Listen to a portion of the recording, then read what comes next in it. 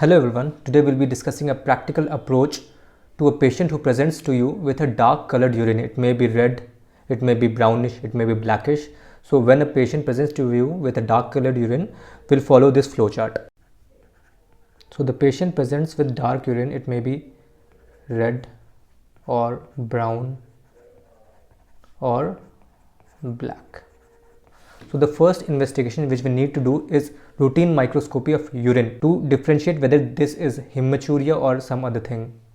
So we'll do routine microscopy of urine and we'll see how many RBCs are present in each high power field. So if there are greater than 5 RBCs per high power field,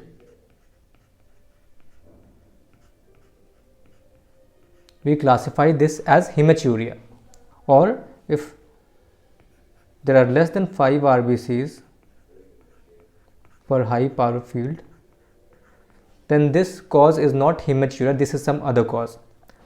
So first we should go towards the hematuria flowchart. So if there are greater than 5 RBCs per high powered field present, then we'll look at some other parameters in the routine microscopy of urine itself.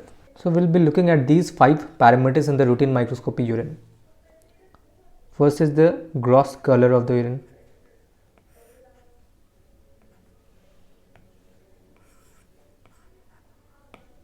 It can be red or brown, or it can be bright red.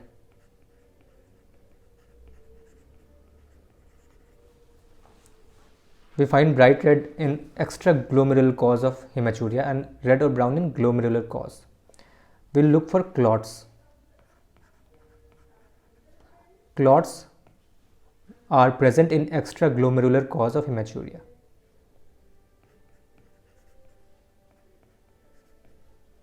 We'll look for dysmorphic RBCs.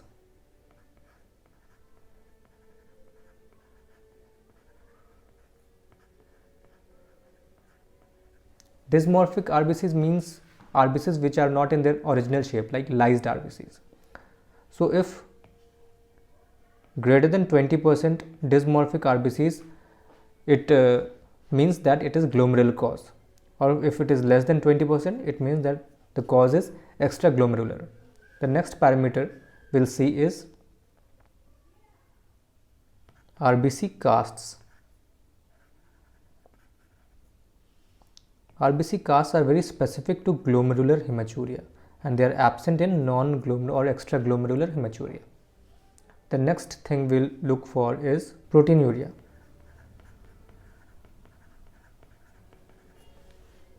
Proteinuria is greater than or equal to 2 in glomerular cause or less than 1 in non-glomerular or extraglomerular cause. So based upon these parameters, we classify the hematuria as glomerular or extraglomerular.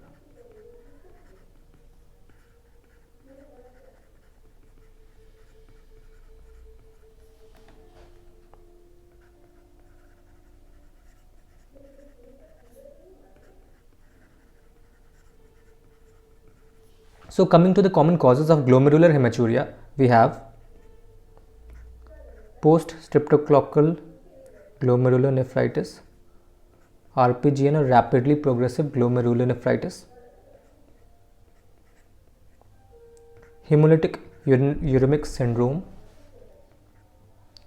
some chronic form of glomerulonephritis, any autoimmune disease like SLE.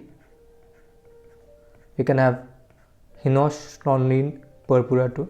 In extraglomerular cause of hematuria, we have to rule out trauma, urinary tract infection, stones or urolithiasis, tumors like Wilms tumors, cystic disease like ADPKD and ARPKD,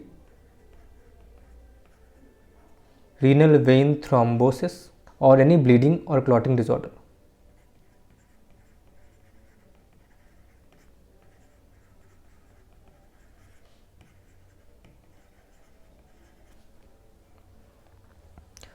So this part we have covered the hematuria part. So what if in the routine microscopy of urine the RBCs are less than 5 per high power field? Then it is not hematuria, it is some other cause. So now we'll do the next test, which is the dipstick test.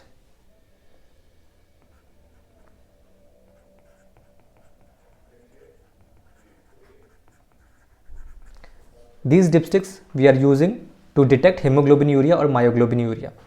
So if the dipstick is positive, then the cause is hemoglobinuria or myoglobinuria.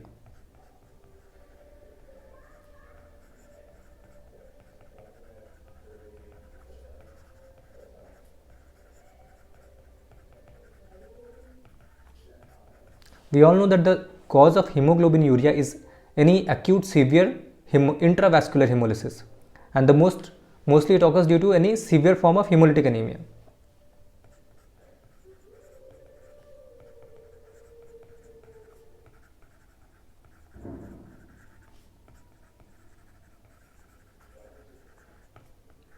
And myoglobinuria can occur due to any strenuous exercise or any muscle injury, like during muscle trauma or burns.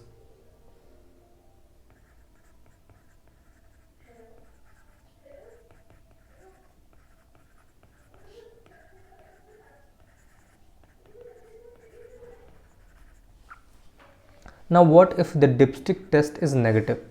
If the dipstick test is also negative, then it is neither hematuria, it is neither hemoglobinuria or myoglobinuria.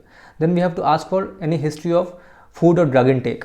Food, most commonly beetroot can affect the color of urine, and amongst drugs, rifampicin, which is used in the treatment of tuberculosis and staphylococcal infections, can cause orangish discoloration of urine, and porphyria too. Porphyria is a disease which can alter the color of urine, and porphyria management is usually supportive.